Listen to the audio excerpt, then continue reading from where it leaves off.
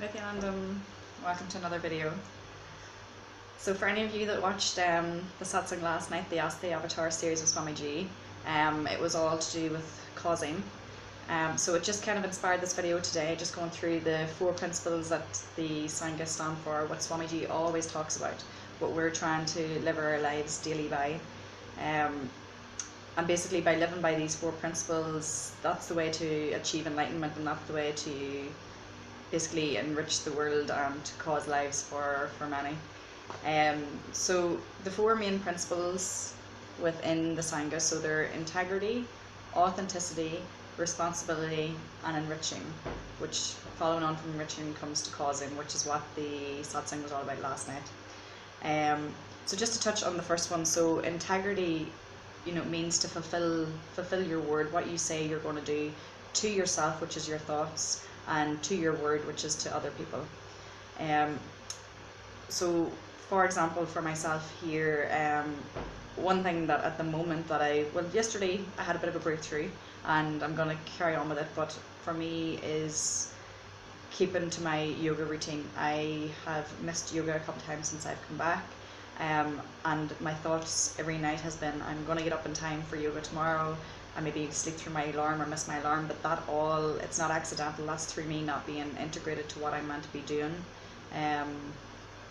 In my day-to-day sort of routine, I'm not staying integrated to my thoughts, I'm not staying integrated to my words. So that's something that I need to look at, and something I need to complete with, so that moving forward I can be more integrated to my words, because every time that I state something in my mind or state something to someone else and I don't fulfill, that's, I'm breaking the integrity first of all, which is not a space that anybody wants to be in. It's not a space that we're going to be able to reach enlightenment. It's not a space where we're going to be able to grow and flourish. If anything, it's going to be detrimental to our path. But we need to, whenever we become unintegrated, we need to basically complete with it, find out the pattern, find out the reason, and move forward. Just ask for blessings to be more integrated and to become more aware of our choices and what we're basically, our thought currents and feelings are. So the next one then is authenticity. So that is like being established in the peak of your capability, being who you feel you are inside and who you project yourself to others. So that's very important. So that's, whenever you go to Inner Awakening, you'll have a class on to do with like your inner image and your outer image, what others perceive you to be, what you perceive the world to be, what you perceive life to be, and how all these different cognitions impact on who you are as a person. And you'll see the major sort of disconnection in who you perceive yourself to be, who others perceive you to be, who you project yourself to be to other people. So yeah, you have to be authentic in what you're saying and what you're doing. Otherwise there's going to be like a mismatch, and whenever there's a mismatch, things don't flow properly. A good example is kind of, everybody kind of has heard about the law of attraction now, and people wonder why the law of attraction doesn't really work. It's because they're not following these principles, they're not doing completion work, because it's all well and good to put something out there that you want to have more money in your life, you want to be successful, you want to have good relationships, but if that's what you're putting out there to the world, that's like your outer image of, that's what you want others to perceive that you want or that you have, but your inner image is actually saying that maybe you don't deserve to have these relationships in your life, that you have a bit of a poverty sort of complex from maybe your upbringing or what you've seen around you, and that you're not deserving of it. Also, if you take it to another level, you maybe like see that life doesn't support you in that sort of sense. So it's important to take that into consideration, and to go back to be your authentic self.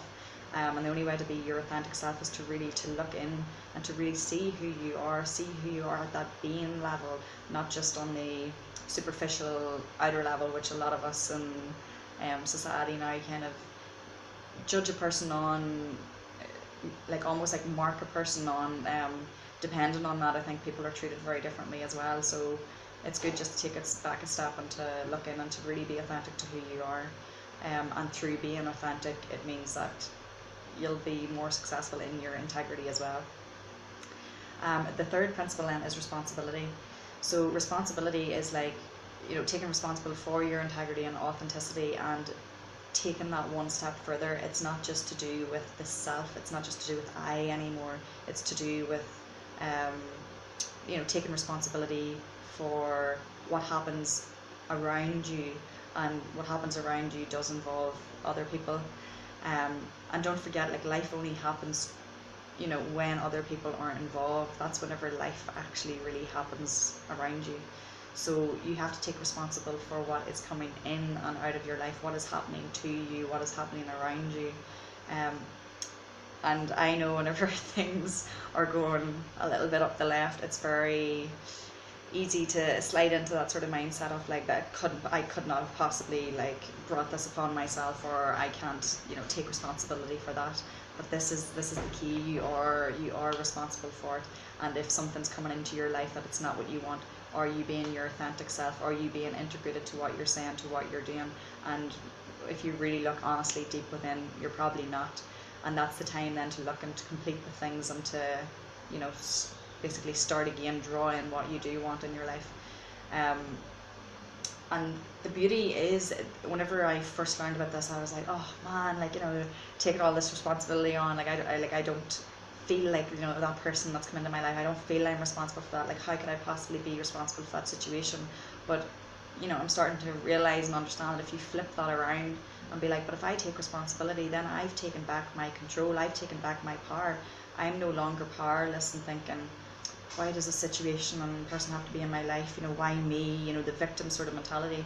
Now I've got a powerful mentality, because it's like, well, if I'm responsible for this and I've created this, I can create something different very, very easily, and I'm going to create something differently. But it comes back to me being authentic and integrated to what I'm saying, what I'm doing. And yes, responsibility is a massive thing. Like, Swamiji is constantly looking us to be responsible for ourselves, be responsible for others, be responsible for Sangha. And through taking that responsibility, that's whenever we really see ourselves like growing and flourishing. And I've seen it here with my own eyes. I've seen people really grow and transform, and at a very fast pace as well. And it all comes from stepping up and taking that responsibility. Because until we take that responsibility, we're not living life. Because when we take that responsibility, as I say, or when we live life, it involves others, and that's, you know, your step towards responsibility.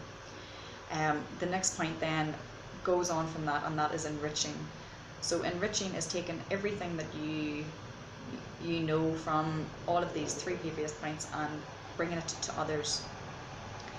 What is the use of having all of this knowledge and these teachings and this way of life and these sacred sciences if we're not going to take them to other people and to enrich, to make a society a more conscious society, to help people to live in a more blissful state? What's the point? Like, what's the goal? It wouldn't make sense. And through enriching, basically, you know, it's a continuous conscious enriching that you're doing. Every action in your day-to-day life should come from that sort of state, that sort of mentality, that you're doing it to enrich others. And once you get into that flow, everything does become about enriching, and it's beautiful to see the flow, and it's beautiful to see how it can you know, open up that space and bring amazing experiences into your life and into other people's lives. So it's very beautiful once you get into that flow, into that pattern. So the tree of life basically is these 4 points all encompassed. So authenticity is the tree for which it stands, for which you stand. And integrity is the roots. So that's like what, you know, your foundation, how deep do your roots go, how strong are your roots, is to do with your integrity. Responsibility is the fruit that grows on the tree. You're taking responsibility to let that flourish, let that grow, and by your actions, what you do with the foundations that you've got. And then enriching is spreading that fruit to other people. So the satsang that happened last night, as I say, was to do with causing. And it's a very big topic, like when it comes up to MahaSadashivoham. And for anybody that's new to Sangha or is new to Swamiji, they may not fully understand what causing actually means.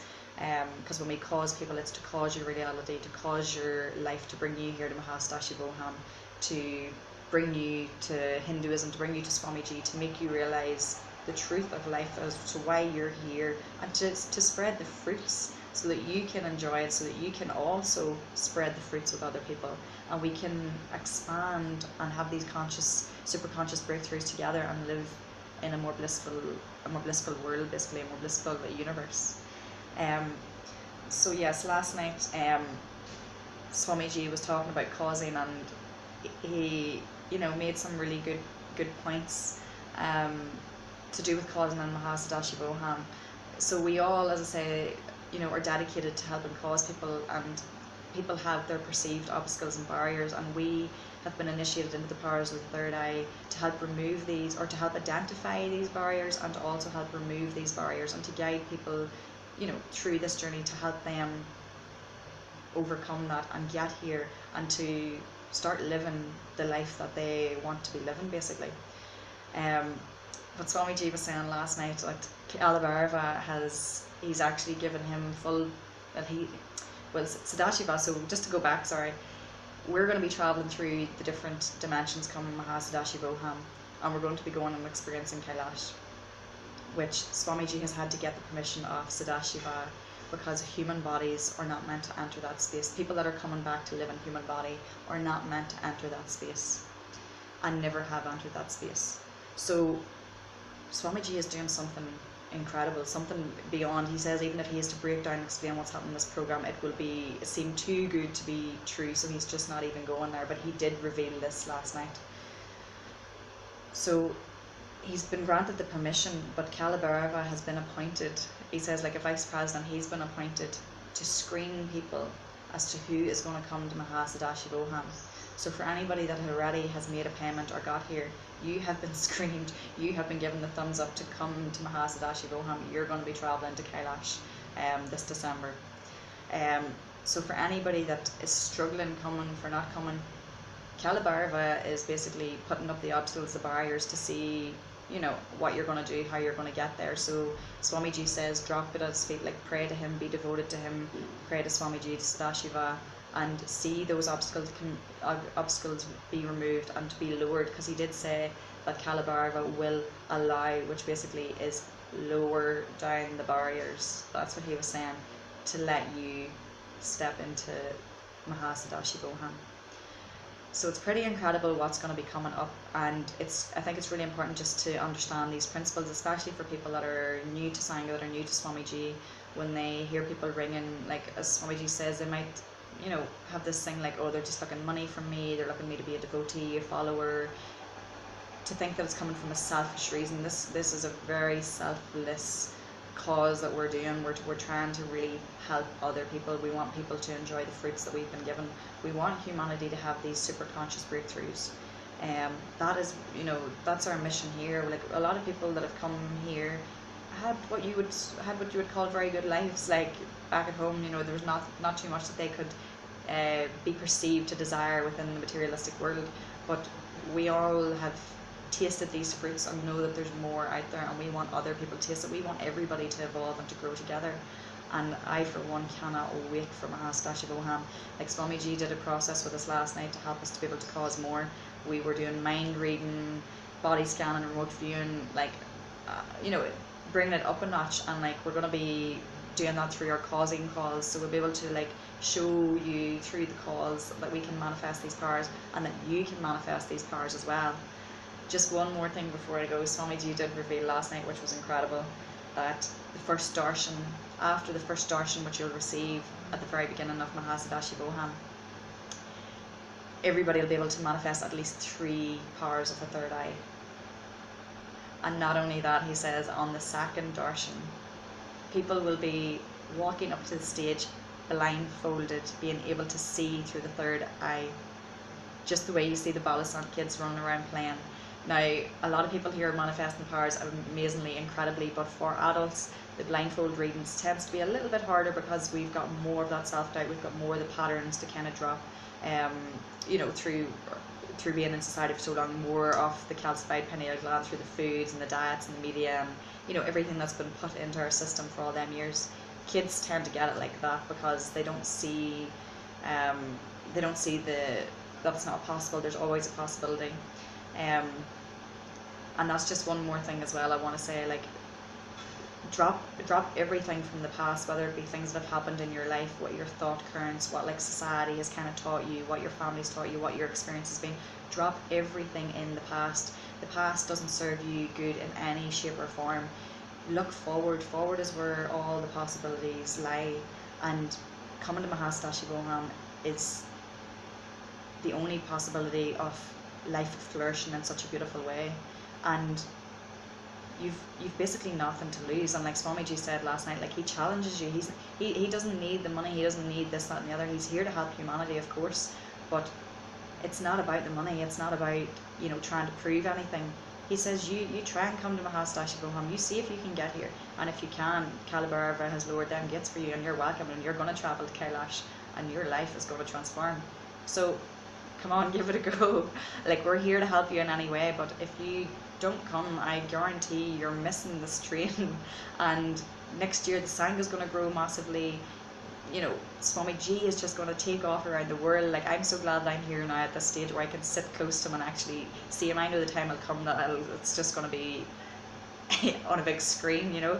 But get here, do not miss out, because things are going to be progressing very fast, and Swamiji's growing and becoming more powerful and giving more of these powers to humanity every year. Come and get involved. And as he said when he did his whenever they were in France doing the world tour for the Manifesting the Powers, he, you know, came live on screen and said to them that in Paris they used to have, like, you know, the fashionable bodies, the best bodies, like walking on the catwalk, and now they've got the best yogic bodies, you know, they're manifesting the powers in France. And that it's not, France is like the place for the latest fashion statement. And he says now the latest fashion statement, the latest accessory that everyone wants and everybody needs, and that's going to be trending around the world, is having these super conscious powers, is having the third eye powers. And it's true, nothing else is going to matter. Like, for us, nothing else matters. Once people taste these fruits, nothing else matters. This is how life should be lived. This is life is, you know, giving us everything that we need and more. The world, the materialistic world, I'm not saying you have to come here. You can take these and go back to that world and live the best life you can possibly live. There is so much to gain here, and if you don't come, you've cheated yourself out of your birthright of manifesting these powers. So any questions or need any help getting to MahaSadashivoham, please get in touch. As I say, I've been initiated into the powers of the third eye, so I can help you in any way to get here. No obstacle is too big. So yeah, get in touch. Would love to hear how things are going for you, what I can do to give you a hand. Yeah, and I can't wait to see you all here. It's going to be incredible. So thank you for watching, and stay tuned for more videos. Okay, Nithyanandam.